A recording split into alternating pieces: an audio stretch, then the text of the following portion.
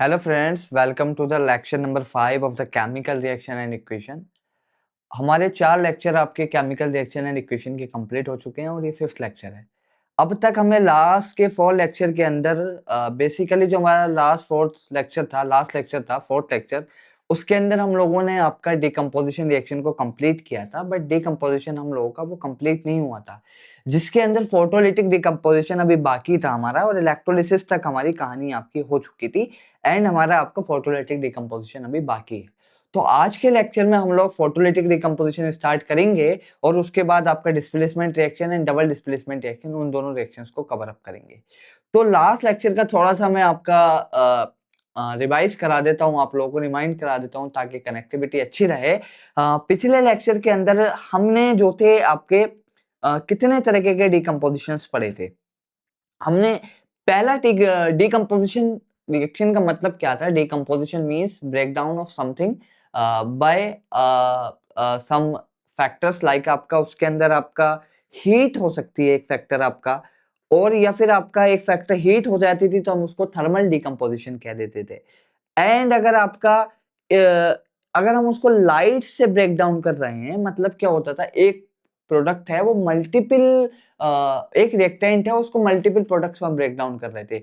जैसे कि for example हमने लीड नाइट्रेट का डिकम्पोजिशन किया था, थर्मल डिकम्पोजिशन किया था, आपका लेड ऑक्साइड प्लस का आपका नाइट्रोजन डाइऑक्साइड प्लस आपका ऑक्सीजन गैस की फॉर्मेशन हुई थी। तो बेसिकली एक सिंगल रिएक्टेंट को मल्टीपल प्रोडक्ट्स में आपका ब्रेक डाउन करना, और वो ब्रेक डाउन आपका थ्रू हीट हो सकता है, थ्रू इलेक्ट्रिसिटी हो सकता है, थ्रू आपका लाइट हो सकता है। इफ अगर लाइट के थ्रू हो रहा है तो it will be a photolytic decomposition, जो कि आज हम लोग डिस्कस करेंगे। और इससे पहले हमने इलेक्ट्रिसिटी के बारे में बात कर ली थी, जो कि था आपका इलेक्ट्रोलाइटिक डिकम्पोजिशन, और जिसके अंदर मैंने आपको थोड़ा सा रेडॉक्स की भी आपकी बातें बताई थी ताकि इलेक्ट्रोलिसिस आपको समझ में आ जाए कि कैथोड पर कौन सी गैस आती है और एनोड पर कौन सी गैस आती है। वो वाली बात आपकी हो गई थी। तो आज का लेक्चर जो है that is the lecture number 5, और हमारा आज का टारगेट है कि हम लोग आपका कवर करेंगे आपका जो हमारा डिकम्पोजिशन का पार्ट था दैट इज फोटोलिटिक डिकम्पोजिशन हम करेंगे आज। ठीक है, फोटोलिटिक डिकम्पोजिशन, और उसके बाद हम लोग करेंगे डिकम्पोजिशन करेंगे, एंड उसके बाद हम लोग आपका करेंगे आपका डिस्प्लेसमेंट रिएक्शन, और डिस्प्लेसमेंट रिएक्शन के अंदर हम लोग करेंगे आपका डबल डिस्प्लेसमेंट और आपका सिंगल डिस्प्लेसमेंट रिएक्शन के बारे में।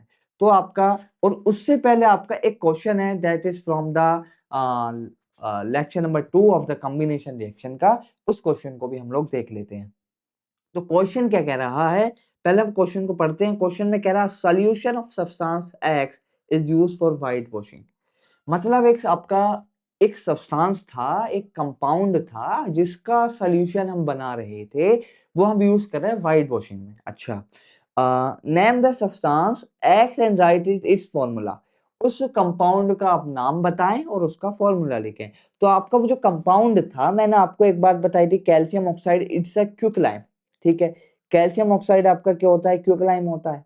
ठीक है, और हम इस कैल्शियम ऑक्साइड का क्या कर रहे थे, कैल्शियम ऑक्साइड का वाटर के साथ रिएक्ट करा रहे थे। ठीक है, और आपका इसका एक्वा सॉल्यूशन बना रहे थे। ठीक है, कैल्शियम हाइड्रोक्साइड का एक्वा सॉल्यूशन की फॉर्मेशन कर रहे थे। यहाँ पर आपका calcium oxide it's a solid crystalline powder form आपका होता है, और इसका हम H2O के साथ रिएक्ट करा रहे थे, and the formation of the calcium hydroxide will take place, and the calcium hydroxide is an aqua solution जो कि आपका निकल रहा था, और साथ में आपकी हीट जनरेट हो रही थी। तो हमारा जो व्हाइट वॉशिंग के लिए जो सब्सटेंस यूज हो रहा है, एक्चुअल में कैल्शियम ऑक्साइड हो रहा है। ठीक है, और हम इस कैल्शियम ऑक्साइड की रिएक्शन करा रहे हैं वाटर के साथ, that is a calcium hydroxide, और ये बन रहा है आपका स्लैक्ड लाइम। ठीक है, क्या बनना है आपका, स्लैक लाइम। और आपका कैल्शियम ऑक्साइड हमारा क्या है, आपका क्विकलाइम। ठीक है, हमारा क्या है, क्विकलाइम है। ठीक है, तो हमारा जो सब्सटेंस हुआ वह हुआ क्विकलाइम, नेम द सब्सटेंस। आपका सब्सटेंस का नेम क्या हुआ, आपका नेम तो इसका हुआ आपका क्विकलाइम। ठीक है, और इसका जो केमिकल फॉर्मूला हुआ दैट इज कैल्शियम ऑक्साइड। अब आप कहेंगे कि यहाँ पर तो हम कैल्शियम हाइड्रोक्साइड को अप्लाई कर रहे हैं इन जनरल, बट अगर आप सेकंड क्वेश्चन देखेंगे, right the reaction of substance x name in ever with water. तो एक्चुअल में क्वेश्चन 2 को बगैर पढ़े आप क्वेश्चन 1 को सोल्व नहीं कर सकते, क्योंकि क्वेश्चन 2 में ये कह रहा है इस सब्सटेंस एक्स का वाटर के साथ रिएक्शन दिखाइए, जो मैंने आपकी रिएक्शन दिखा दी, ठीक है। और ये रिएक्शन कैसी रिएक्शन है? एक्सोथर्मिक रिएक्शन है। तो आपका ये कह रहा है कि सब्सटेंस का आप नेम बताइए, तो substance is a calcium oxide, that is name इसका हो गया आपका क्विकलाइम, और इसका केमिकल फॉर्मूला हो गया आपका कैल्शियम ऑक्साइड। और इस कैल्शियम ऑक्साइड की वाटर के साथ रिएक्शन करा रहे हैं, that is the formation of calcium hydroxide will take place, और ये आपकी एक्वस सॉल्यूशन है। और इस कैल्शियम हाइड्रोक्साइड को जब हम वॉल पर आपका लगा देते हैं तो कार्बन डाइऑक्साइड के साथ रिएक्ट करेगा, ठीक है। तो क्या फॉर्मेशन होती है आपकी? कैल्शियम कार्बोनेट प्लस आपका वाटर, और कैल्शियम कार्बोनेट आपका इट बनता है, इट्स अ मार्बल या लाइमस्टोन आप कह सकते हैं, ठीक है। ये आपका क्या होता है? लाइमस्टोन होता है या फिर आपका मार्बल होता है, ठीक है। लाइमस्टोन होता है या फिर आपका मार्बल होता है, ठीक है। तो सब्सटेंस क्या हुआ, क्या का नाम हुआ आपका quicklime, and the chemical formula is calcium oxide, ठीक है। और इसकी आपकी हमने रिएक्शन भी लिख दी। अब रिएक्शन में ये बैलेंस करने की जरूरत है, तो आई विल बैलेंस कर देता हूं। तो बैलेंसिंग का मैंने आपको तरीका ये बताया था कि आप रिएक्टेंट साइड या प्रोडक्ट साइड ऐसा कंपाउंड ढूंढें जिसके अंदर आपके मैक्सिमम नंबर ऑफ एटम हो। तो मुझे क्या दिखाई दे रहा है भाई? 3 एटम आपके इधर भी हैं, और आपके कैल्शियम हाइड्रोक्साइड के अंदर कितने एटम है? आपके 3 एटम है, अच्छा। और आपका H2O के अंदर भी आपके कितने? 3 एटम है। अब मैं जिधर से चाहूँ उधर से बैलेंस कर सकता हूँ, कोई दिक्कत वाली बात नहीं है। तो I will balance for first hydrogen. तो मैं पहले आपका हाइड्रोजन को बैलेंस करना चाहूंगा। तो हाइड्रोजन इधर आपके 2 हैं, तो इधर आपके 2 हो गए, एंड कैल्शियम इज 2, एंड इधर अगर मैं 2 लगा दूं तो रिएक्शन इज बैलेंस। तो कैल्शियम आपके 2 हो गए, एंड ऑक्सीजन भी आपके 2 हो गए, और आपके इधर आपके ऑक्सीजन 2 हो गए, और आपका हाइड्रोजन आपका 2 हो गया, और आपका हाइड्रोजन आपका 2 हो गया, ठीक है। रिएक्शन इज बैलेंस, ठीक। आपका रिएक्शन आपकी क्या हो गई? बैलेंस हो गई। तो आपका कार्बन डाइऑक्साइड और कैल्शियम कार्बोनेट प्लस वाटर की फॉर्मेशन हो रही है। अगला क्वेश्चन क्या है? Why is the amount of gas collected in the test tube in activity 1.7? अच्छा, ये आपकी बात कर रहा है कि जो गैस कलेक्ट हो रही है एक्टिविटी 1.7 में, double the amount of collect in other, name the gas. तो हमने आपकी बात की थी कि आपका जो हाइड्रोजन गैस है वो आपकी डबल आपकी प्रोड्यूस हो रही है।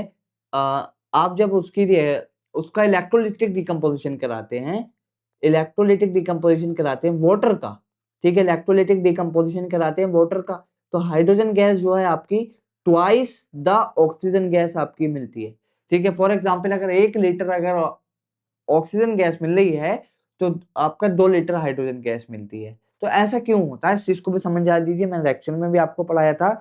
होता कुछ ऐसा है, आपका H2O होता है, तो हाइड्रोजन गैस की फॉर्मेशन होगी और प्लस ऑक्सीजन गैस की फॉर्मेशन होगी। अगर मैं रिएक्शन को बैलेंस करूंगा तो आपका यहाँ पर हाइड्रोजन है एंड ऑक्सीजन है। अगर मैं यहाँ बैलेंस करता हूँ तो रिएक्शन आपके बैलेंस होगी, ठीक है। रिएक्शन बैलेंस है, तो आपका जब हम स्टोइशियोमेट्री देखेंगे, एक तो रीजन ये होगा कि भाई स्टोइशियोमेट्री देखेंगे तो आपका जो हाइड्रोजन गैस है इसका वॉल्यूम आपका डबल आएगा, ठीक है।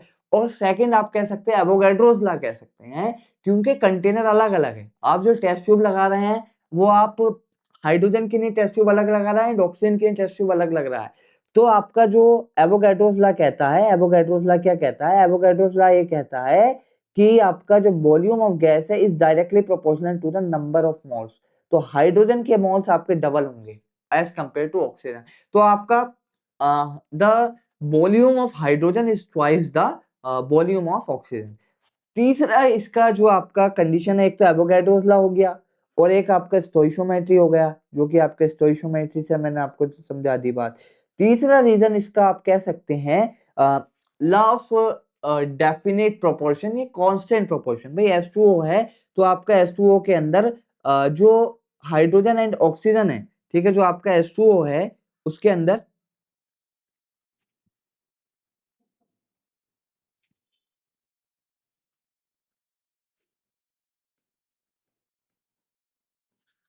जो आपका H2O है उसके अंदर जो आपके हाइड्रोजन एंड ऑक्सीजन है वो आपका 2:1 के रेशियो में होती है, ठीक है। हाइड्रोजन आपका 2:1 के रेशियो में होता है, हाइड्रोजन एंड ऑक्सीजन। तो आपका लॉ ऑफ कांस्टेंट प्रोपोर्शन या डेफिनेट प्रोपोर्शन भी आप कह सकते हैं। आप कह सकते हैं लॉ ऑफ कांस्टेंट प्रोपोर्शन या फिर आपका डेफिनेट प्रोपोर्शन भी आप कह सकते हैं, ठीक है। डेफिनेट प्रोपोर्शन आप कह सकते हैं। अब हम आते हैं आपका आज के लेक्चर की तरफ, ठीक है। That is our today lecture. और आज का लेक्चर हमारा कुछ इस तरीके से स्टार्ट होता है। मैं पीपीटी ऐड कर लेता हूँ, plain white paper I will add, yes. तो आज के लेक्चर में हम लोग पढ़ेंगे फोटोलिटिक डिकम्पोजिशन। क्या पढ़ेंगे? आपका फोटोलिटिक डिकम्पोजिशन, ठीक है। फोटोलिटिक डिकम्पोजिशन एक्चुअल में फोटोलिटिक डिकम्पोजिशन है क्या? जैसे कि हम लोगों ने बात की थी, that is electrolytic decomposition, decomposition through electricity. हमने क्या किया था भाई? वाटर लिया था बीकर के अंदर और इलेक्ट्रिसिटी सप्लाई कर दी उसके ऊपर। एंड जब जैसे इलेक्ट्रिसिटी सप्लाई की तो हाइड्रोजन और ऑक्सीजन आपका वाटर से डिसोसिएट हो गया, मतलब डिकम्पोज हो गया, ब्रेक डाउन हो गया।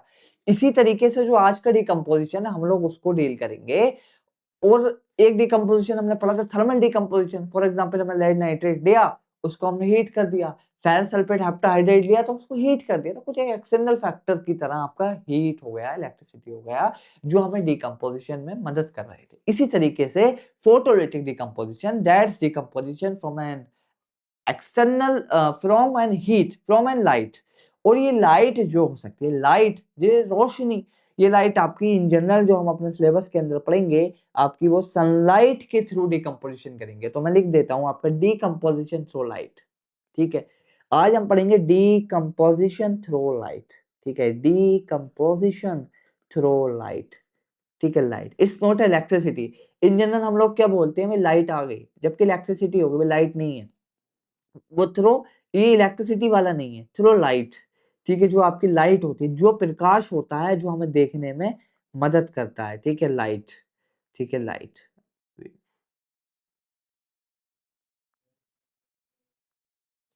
थ्रो लाइट, ठीक है। अब हमारे सिलेबस में जो एक नेचुरल सोर्स देती है, दैट इज सनलाइट। हम आर्टिफिशियली भी कर सकते हैं भाई, हमारे पास माइक्रोवेव असिस्टेड टेक्नोलॉजीज होती हैं जिसके अंदर हम हीट देते हैं, लाइट भी देते हैं। यूवी रेज हो गई, इंफ्रारेड हो गई, इट्स आल्सो लाइट सोर्स होती हैं। और भी आजकल और बहुत सारी टेक्नोलॉजीज हमारे पास डेवलप हो चुकी हैं, अल्ट्रासोनिक हो गई। तो बेसिकली हम उसके अंदर लाइट्स डाल देते हैं। अब हम लाइट जो है आपका थ्रू सनलाइट अगर डिकम्पोजिशन करेंगे, ठीक है, हम क्या करेंगे? सनलाइट के थ्रू डिकम्पोजिशन करेंगे आज आपका हमारे लेक्चर के अंदर, ठीक है। तो अब हम बात करते हैं जो हमारे सिलेबस के अंदर दे रखा है, this is the decomposition of silver bromide, उसको देख लेते हैं। एंड सिल्वर क्लोराइड, आपको एक बात पहले बता देता हूँ, सिल्वर क्लोराइड इसका कलर होता है आपका व्हाइट, ठीक है। और जब आपका सिल्वर की फॉर्मेशन होगी, तो सिल्वर का एक्चुअल कलर है वो ग्रेश टाइप है, सिल्वर कह सकते हैं, ग्रेश टाइप है। और जो आपका सिल्वर बनेगा उसका कलर बनेगा आपका ब्लैक, ठीक है। तो आपका सिल्वर क्लोराइड का decomposition, it is use in black and white photography, ठीक है। तो आपका इसका डिकम्पोजिशन ऑफ सिल्वर क्लोराइड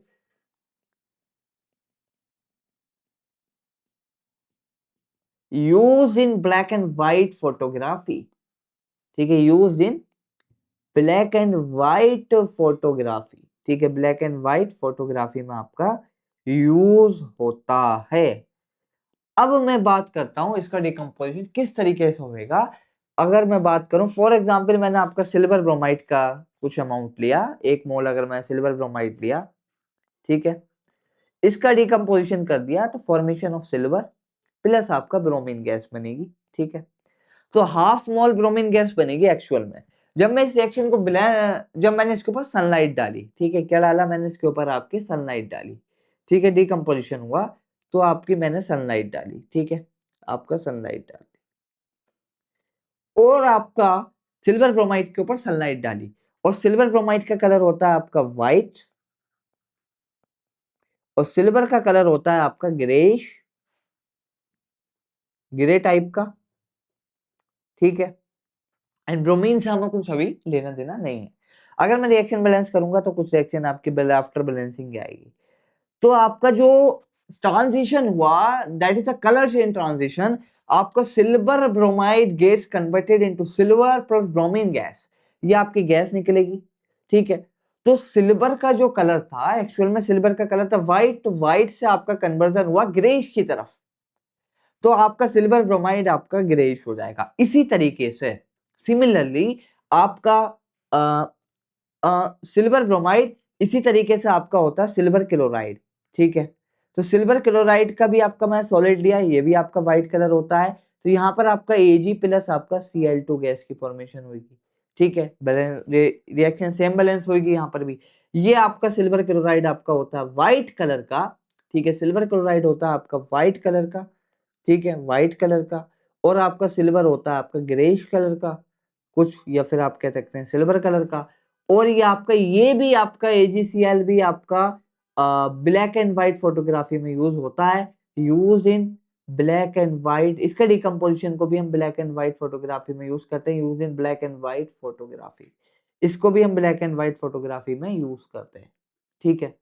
अब मैं एनसीईआरटी की तरफ जाऊंगा और डिकम्पोजिशन रिएक्शन को कंक्लूड कर देता हूं आपको। आपका क्या कह रहा है, silver bromide behave as same as the same way. तो एक मिनट, इसके अंदर आपका अभी ऐड नहीं है, मैं देखता हूँ इसके अंदर सिल्वर क्लोराइड वाला ऐड है नहीं है, उसको मैं पुराने पीपीटी में समझा देता हूँ। आपका सिल्वर क्लोराइड क्या, एक मिनट जस्ट अ सेकेंड, ये आपका सिल्वर क्लोराइड है। अगर आप देखेंगे you will see that silver chloride turns grey in sunlight.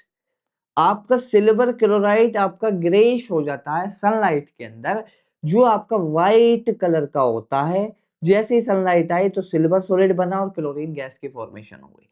Due to the decomposition of silver chloride into silver and chlorine by light, light आपकी कहां से आ रही है, इट्स अ नेचुरल सोर्स जो कि आपकी है सनलाइट, ठीक है। It's a decomposition. सिंपल, अगर आप सिल्वर क्लोराइड को रखें तो सिल्वर क्लोराइड को बचाने के लिए, प्रिवेंट करने के लिए हम इसको डार्क में रखते हैं, ताकि आपका सिल्वर और क्लोरीन की फॉर्मेशन ना हो, क्योंकि सिल्वर क्लोराइड तो फिर खत्म हो जाएगा और रिएक्शन रिवर्सिबल भी नहीं है। अगर रिवर्सिबल होती तो आपका क्या जा सकता था। तो इस वजह से आपका हम लोग सिल्वर क्लोराइड या सिल्वर ब्रोमाइड है, इसको हम आपका डार्क में रखते हैं। Silver bromide also behave as the same way, ठीक है। जैसे ही आपका सिल्वर क्लोराइड काम करता है, इसी तरीके सिल्वर ब्रोमाइड भी है, ये भी आपका ब्लैक एंड व्हाइट फोटोग्राफी में यूज होता है, ठीक है। ये भी आपका ब्लैक एंड व्हाइट फोटोग्राफी में यूज होता है, ठीक है। White, the above reaction are used in black and white photography.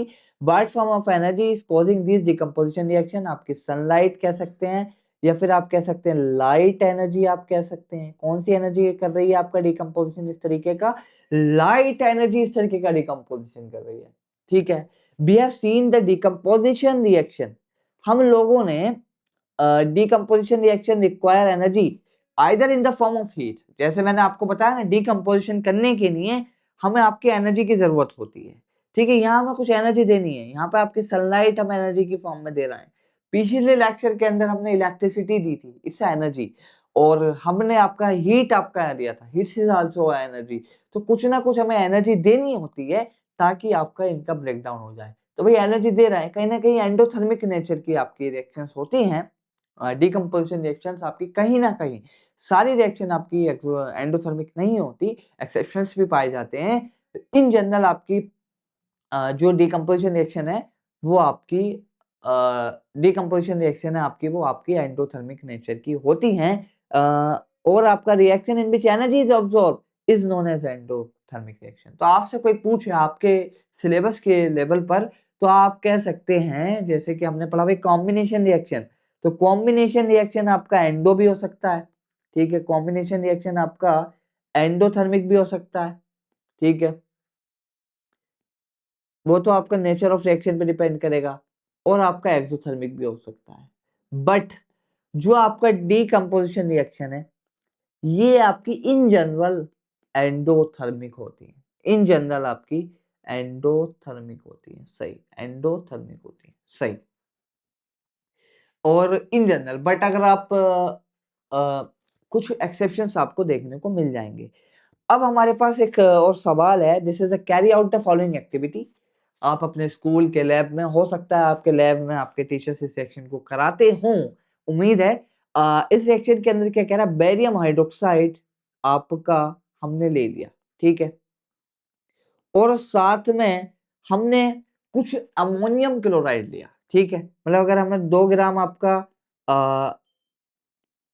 2 ग्राम अगर हमने बेरियम हाइड्रोक्साइड लिया और अमोनियम हाइड्रोक्साइड भी आपका ले लिया, ठीक है, NH4 है, अमोनियम क्लोराइड भी आपका ले लिया और इसको मिक्स कर दिया with the help of glass rod, ठीक है, with the help of glass rod. क्या किया हमने, अमोनियम हाइड्रोक्साइड लिया, वो बेरियम हाइड्रोक्साइड लिया और अमोनियम क्लोराइड लिया और इसको मिक्स कर दिया विद द हेल्प ऑफ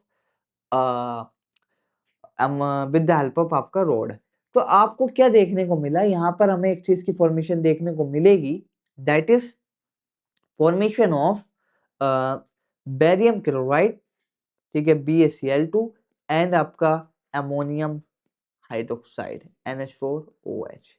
तो आपका पूछ रहा है व्हाट डू यू फील, आपको कैसा फील होएगा, is this is an exothermic और एंडोथर्मिक रिएक्शन।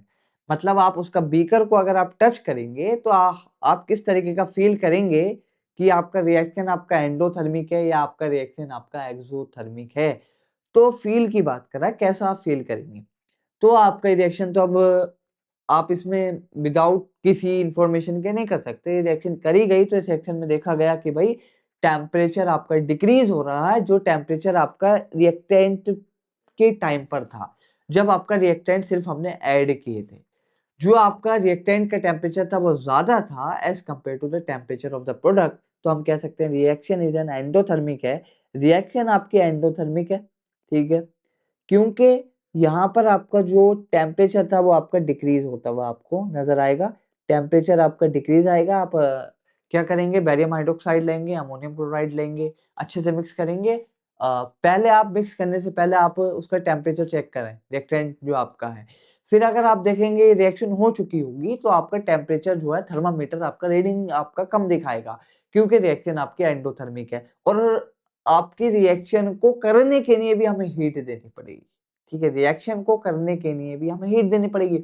और आपका हीट कैसे दे रहा है हम, आपका with the help of glass rod, या फिर थोड़ा बहुत हमें हीट करना भी पड़ सकता है, फ्रिक्शन के थ्रू हीट दे रहे हैं एक तो आपके रिएक्शन आपके एंडोथर्मिक इन नेचर है, ठीक है। अब हम बात करेंगे डिस्प्लेसमेंट रिएक्शन की आज के लेक्चर में।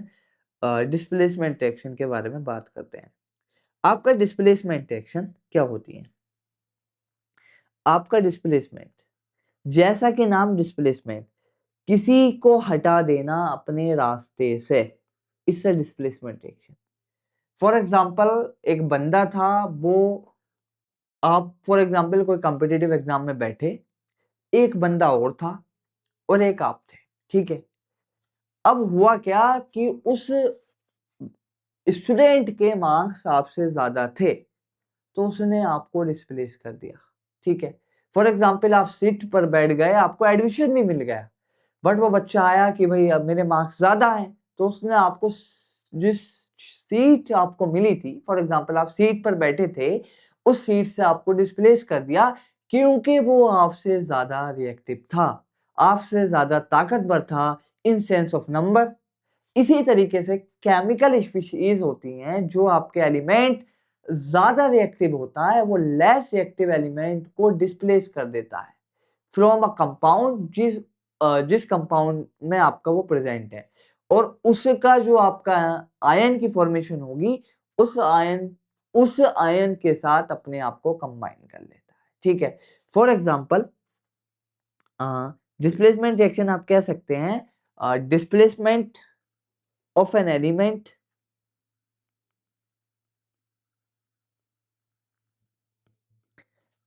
displacement of an element by a more reactive element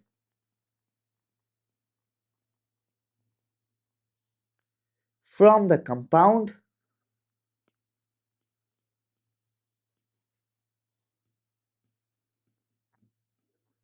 and the anion। in general आपका anion आपका रहता है from the compound and the ion लिख देता हूं मैं, cation भी देखने मिल जाता है, and the ion remaining left make bond with it,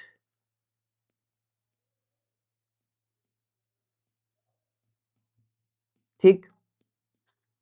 हुआ क्या, मैं एक आपको एग्जांपल दूं, for example ferrous sulphate, ferrous मैंने आपका आयरन ले लिया Fe, ठीक है, और आपका कॉपर सल्फेट ले लिया। अब होता क्या है, आपका आयरन लिया और कॉपर सल्फेट है, यहाँ पर आपका एक एलिमेंट है आयरन, यहाँ पर एक एलिमेंट है आपका कॉपर, ठीक है। तो आपका जो रिएक्टिविटी ऑफ आयरन है is more than the copper, ठीक है। आपकी आयरन की रिएक्टिविटी कॉपर से ज्यादा है, ठीक है। आपकी आयरन की रिएक्टिविटी आपकी कॉपर से ज्यादा है, ठीक। तो आयरन ने कॉपर सल्फेट में से कॉपर को आपका डिस्प्लेस कर दिया, और जो सल्फेट आयन बना, क्योंकि आपका iron is an metal, metal की प्रॉपर्टीज क्या होती है इन जनरल, आपका इलेक्ट्रॉन को इलेक्ट्रॉन लूज कर देते हैं, ठीक है, आसानी के साथ। तो इसने क्या किया, जो सल्फेट आयन बना इसके साथ आपका बॉन्ड की फॉर्मेशन कर ली, ठीक, बॉन्ड फॉर्मेशन आपका कर लिया। तो इस कॉपर को इस आयरन ने डिस्प्लेस कर दिया और फॉर्मेशन ऑफ फेरस सल्फेट बना और आपका कॉपर बना, ठीक है। अगर मैं स्टेट लिखूं तो मैंने आपका आयरन सॉलिड लिया था और कॉपर सल्फेट का मैंने एक्वस सॉल्यूशन लिया था, फेरस सल्फेट का एक्वस सॉल्यूशन बनेगा और कॉपर आपका सॉलिड बनेगा।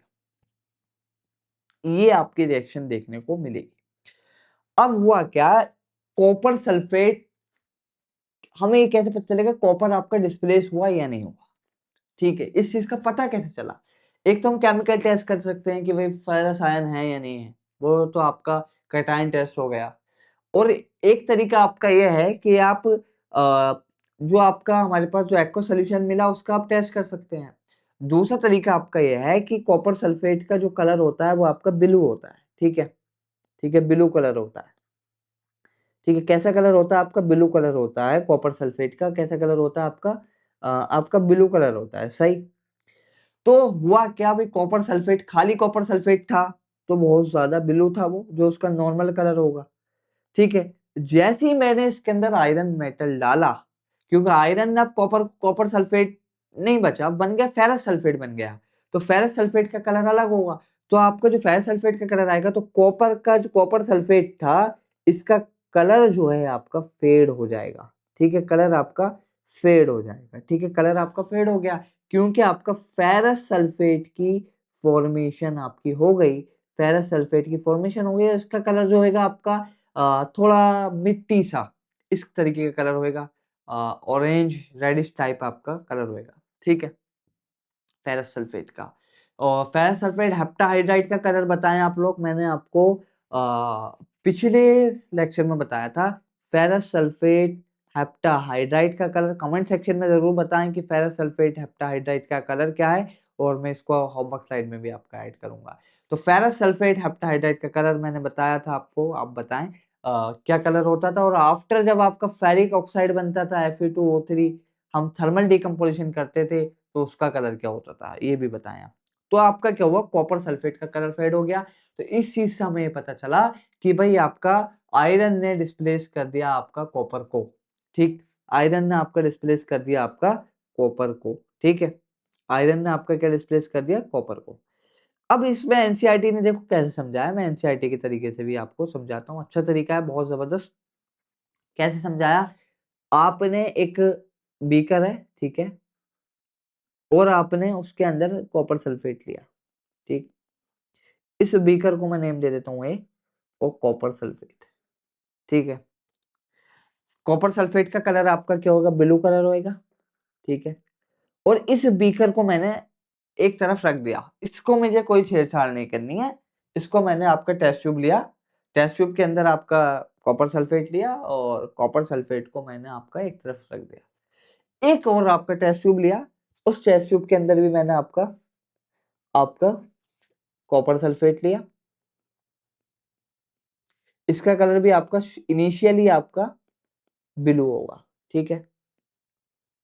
अब मैंने इसके अंदर क्या किया, आपके आयरन मेटल के दो नेल, आपके दो तीन, जिससे रिएक्शन हो सके, एनफ रिएक्टेंट आपका प्रेजेंट हो, लिमिटिंग ना हो, ठीक है।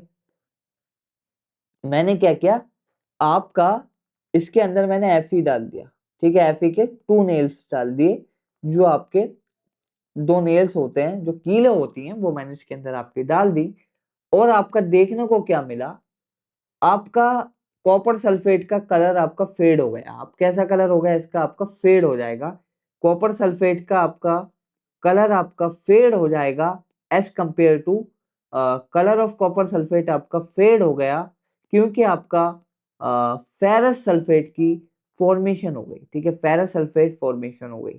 ठीक है, तो अगर मैं इसको कंपेयर करूंगा इस बीकर इस टेस्ट ट्यूब को, तो मैं इसको कंपेयर करूंगा इससे, तो मेरे क्या मिला, आपका कलर आपका फेड देखने को मिला। तो यहाँ पर मैं ये कुछ, तो फिर भाई कलर फेड हुआ मतलब कलर के अंदर चेंज आया।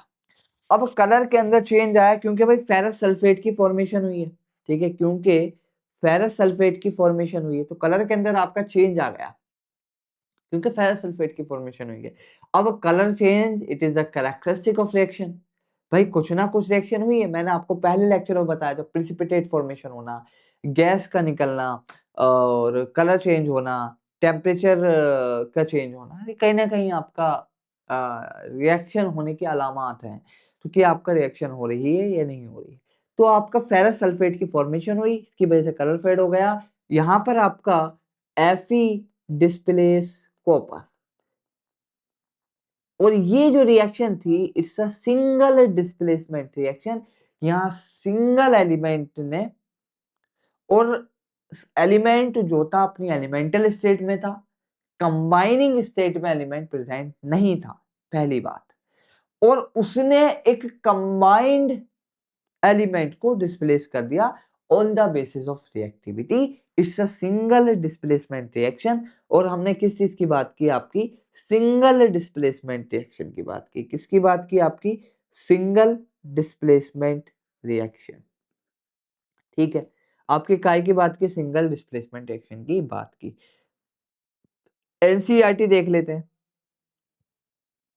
एनसीईआरटी क्या कह रही है, एनसीईआरटी कह रही है why does the iron nail, अच्छा ऊपर से एनसीईआरटी में आपकी एक्टिविटी 1.9 दे रखी है। Activity 1.9, take 3 iron nail and clean them by rubbing with sand paper. ये क्यों कर रहे हैं बताइए, क्योंकि भाई फेरिक ऑक्साइड बन गया होगा या फेरस ऑक्साइड बन गया होगा, रस्ट आई भी होगी, कहीं ना कहीं रिएक्शन में हिंड्रेंस पैदा करेगा। हमें तो भाई आयरन चाहिए, और Fe2O3 एक अच्छा ऑक्साइड है, वो क्यों चाहेगा भाई कि फेरस सल्फेट की फॉर्मेशन हो, ये हिंड्रेंस पैदा करेगा भाई, Fe का अमाउंट तो कम ही करेगा ना। तो हम उसको अच्छे से, जो उसके ऊपर ऑक्साइड बनी भी है, उस ऑक्साइड की लेयर को रिमूव कर लेंगे ताकि जो हमारा ओरिजिनल Fe है वो आपका रिएक्ट कर जाए। ठीक है, तो भाई जैसे कि हमने मैग्नीशियम ऑक्साइड के अंदर आपकी सैंड पेपर से रबिंग की थी, आपको लास्ट फर्स्ट लेक्चर के अंदर हमने बताया था, मैग्नीशियम ऑक्साइड की रबिंग की थी, तो मैग्नीशियम ऑक्साइड की लेयर फॉर्मेशन हो जाती है, और ये मैग्नीशियम ऑक्साइड आपका कंबुशन में की जो लेयर है वो कंबुशन नहीं होने देगी। ठीक है, take 2 test tube mark A and B. ठीक है, आप क्या करें, 2 टेस्ट ट्यूब ले लें, एक को ए कह दें और एक को बी कह दें। चलो भाई, हमने एक को ए कह दिया और एक को बी कह दिया, सही। आगे क्या कह रहा है, in each test tube take about 10 ml of copper sulphate solution. चलो भाई 10-10 हमने ml इसके अंदर ले लिया। ठीक है, 10 ml इसके अंदर ले लिया और 10 ml इसके अंदर ले लिया। ठीक है भाई, हमारी पहली स्टेप भी हो गई और आपकी दूसरी स्टेप भी हो गई। ठीक, ये हमारी फर्स्ट स्टेप भी हो गया आपका, और आपका सेकंड स्टेप भी। आगे क्या कह रहा है, the tie two iron nail with a thread and immerse them carefully in a copper sulfate solution। आप क्या कर रहे हैं, आप अम, 2 आयरन नेल लें और आपका उसको आप जो है कॉपर सल्फेट के सोल्यूशन में रख दें 20 मिनट के लिए, ताकि आपका रिएक्शन हो जाए। And keep 1 iron nail aside for comparison, और एक आयरन नेल आप क्या है कंपैरिजन के लिए रख दें, जो भी आपका आयरन नेल का आपका कवर होगा। ठीक है, और after 20 minute take out the iron nail from the copper sulphate solution in the test tube B, compare the iron nail and dipped in the copper sulphate solution with 1 kept aside। अच्छा, इन्होंने एक काम और किया कि एक iron nail को और अलग रख दिया। हमने 3 आयरन नेल लिए और 2 आयरन नेल हमने इसके अंदर डाल दी और एक हमने अलग डाल दिया। क्यों अलग डाल दिया, हमने देखने की कोशिश करी भाई जो आयरन था उसका कलर कुछ और होगा और जो कॉपर सल्फेट बना उसका कलर कुछ और होगा। तो हमने एक कंपैरिजन के लिए एक नेल को भी अलग रख दिया, जैसे कि हमने कॉपर सल्फेट सॉल्यूशन को अलग रखा है ऐसा ही। तो हमने क्या देखा भाई, कॉपर सल्फेट का सॉल्यूशन का कलर आपकी, उसकी इंटेंसिटी आपकी क्या हो गई, चेंज हो गई। इंटेंसिटी चेंज हो गई तो इसका मतलब क्या हुआ, आयरन ने आपने डिस्प्लेस कर दिया कॉपर सल्फेट के अंदर से कॉपर को, फॉर्मेशन ऑफ फेरस सल्फेट आपकी हो गई। आगे क्या कह रहा है, why does the iron nail become brownish in colour and the blue colour of the copper sulphate solution आपका फेड। भाई कॉपर सल्फेट का ब्लू कलर क्यों फेड हो गया? क्योंकि भाई, और आपका आयरन नेल क्यों आपका ब्राउनिश हो गया? क्योंकि आपकी फेरस सल्फेट की फॉर्मेशन हो गई उसके ऊपर, और जो आपका कॉपर सल्फेट था वो तो बचा नहीं, उसका कलर तो, वो तो आपका सिर्फ सल्फेट आयन बचे, वहां पर आपका सिर्फ कॉपर बचा, और कॉपर का कॉपर सल्फेट का कलर ब्लू होता है तो उसकी इंटेंसिटी आपकी कम हो जाएगी, क्योंकि कॉपर सल्फेट तो आपका रिएक्शन में यूज हो गया। ठीक है, तो आपका कॉपर सल्फेट का एक्वस सोल्यूशन हमारा रिएक्शन में यूज हो गया। ठीक है, तो कॉपर सॉलिड की फॉर्मेशन हो गई। In this reaction iron has displaced और रिमूव्ड अनदर एलिमेंट। इस रिएक्शन के अंदर क्या हुआ? आयरन ने आपका अनदर एलिमेंट को आपका रिमूव कर दिया, और formation of copper sulphate solution हो गई। This reaction is known as displacement reactions. इस रिएक्शन को हम डिस्प्लेसमेंट रिएक्शन कह सकते हैं।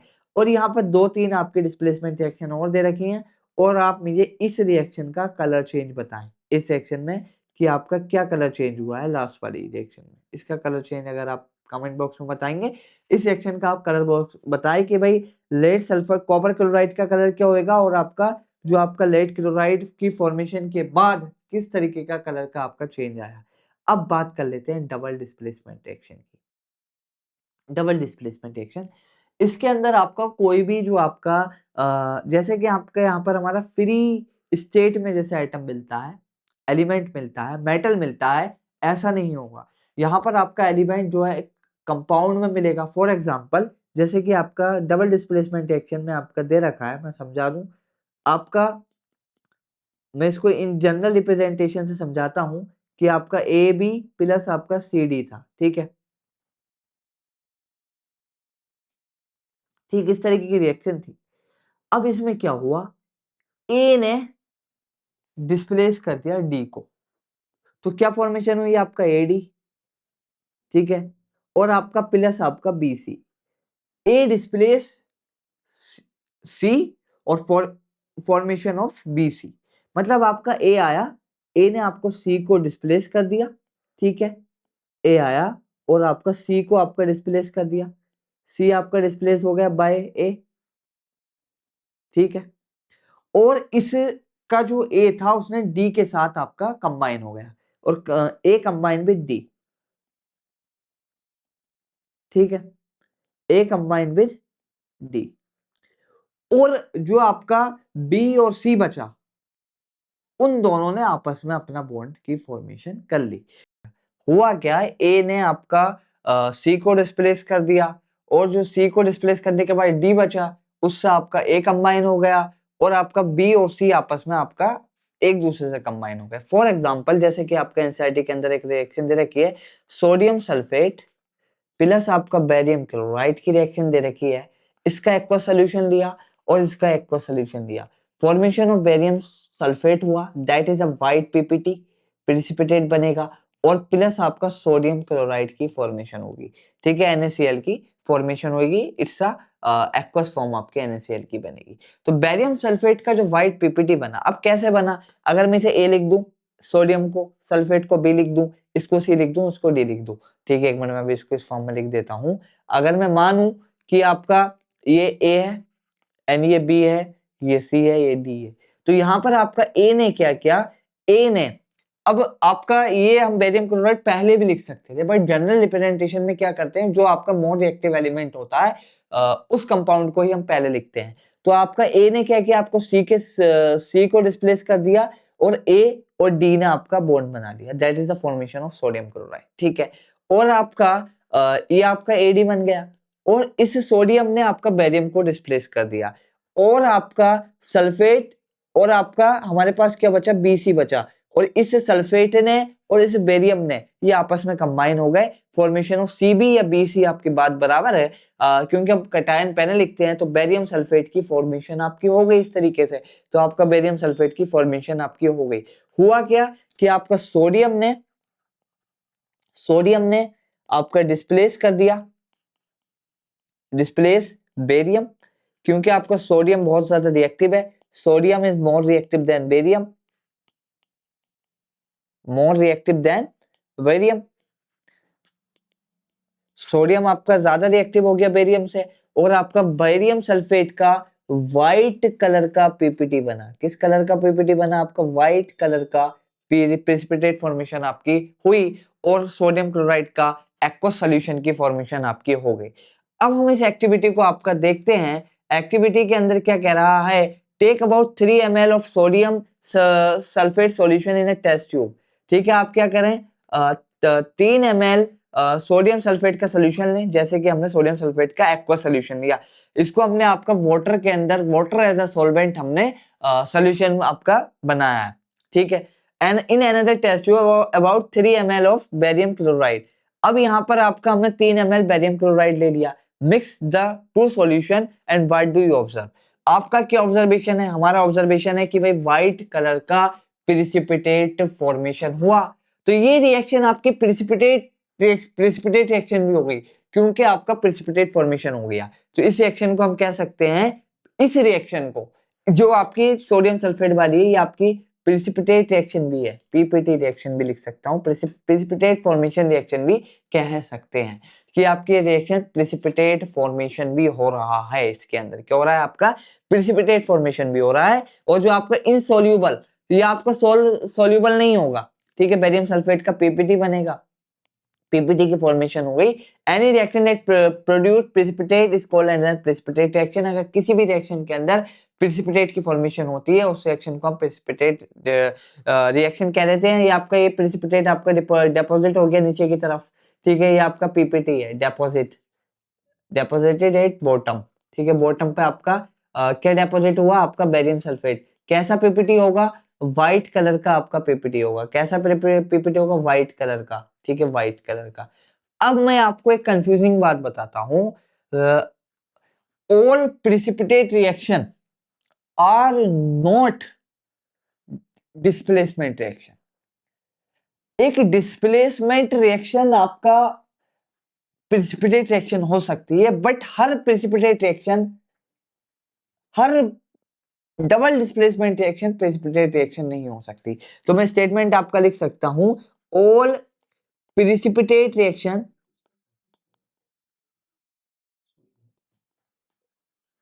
Are not double displacement reaction.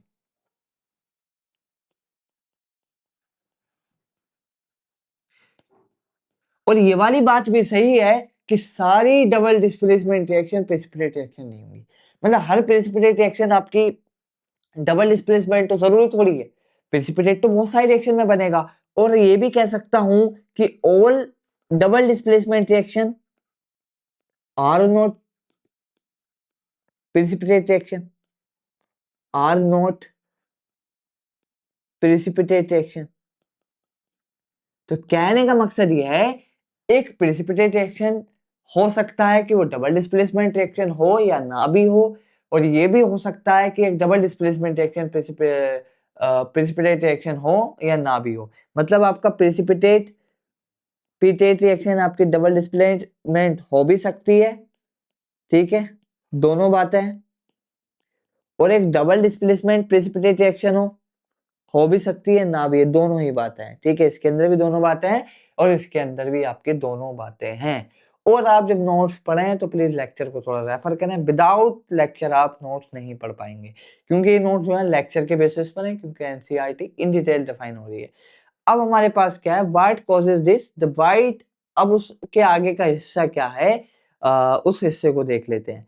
The white precipitate barium sulfate is formed by the sulfate and the barium plus 2.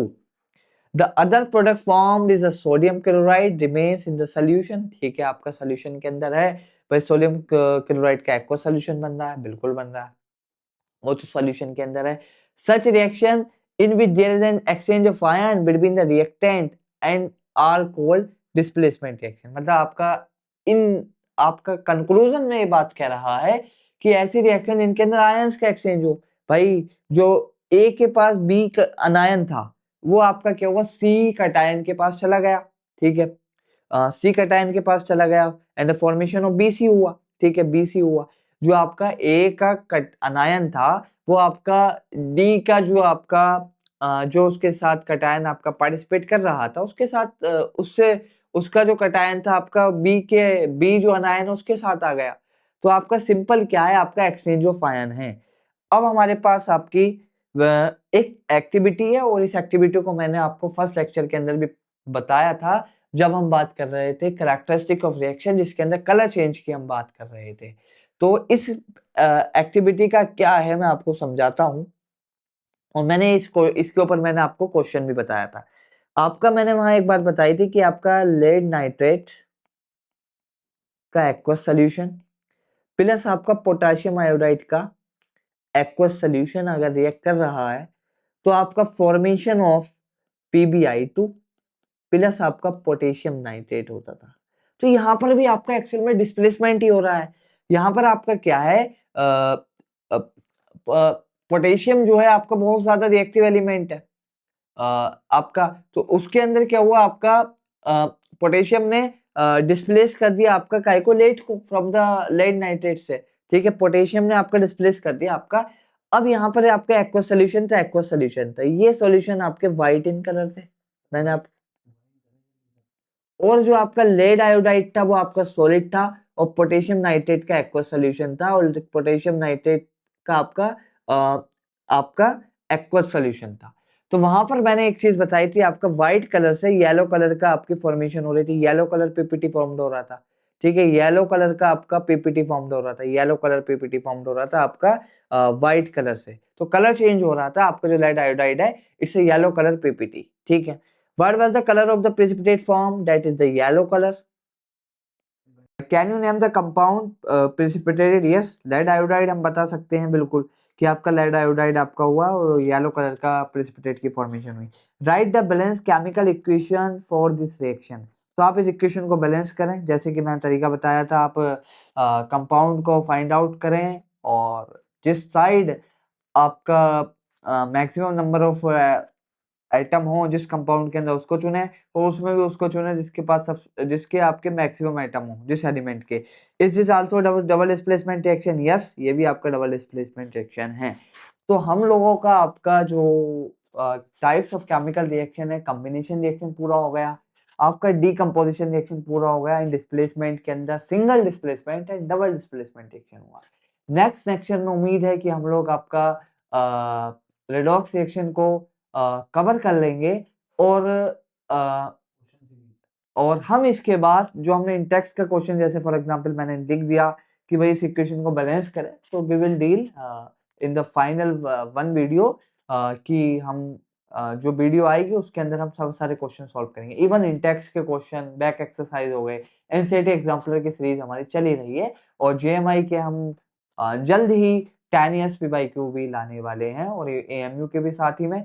और आप लोगों से यही एक रिक्वेस्ट है कि आप लोग चैनल को सब्सक्राइब करें, शेयर करें और लाइक करना ना भूलें, और ज़्यादा से ज़्यादा शेयर करें ताकि हमें इस तरह के वीडियोस बनाने के लिए और मोटिवेशन आए। Thank you, have a nice day.